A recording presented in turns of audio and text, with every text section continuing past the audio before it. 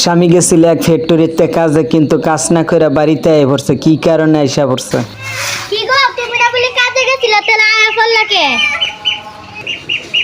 রায় তোমার আমি বুঝে রাখি। আচ্ছা আয়ো। স্বামী কি কারণে ফ্যাক্টরিতে কাজ না করে আয় পড়ছে এটা বউর কাছে নীরবে কইব। কি গো তুমি কামে আয়া ফেললা, ঘটনাটা কি কও?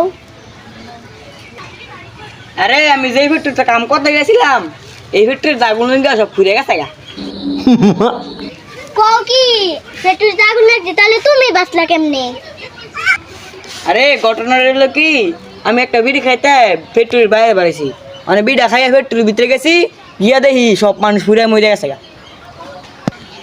তোমার বিড়িটা লাগিয়ে আজকে তোমার জীবনটা বাঁচছে। বিড়ি আরো বেশি করে খাইবা। হ আল্লাহ আমার বাসায় আনছে। মানুষ গিলি যে মরলো তারপর কি হয়েছে?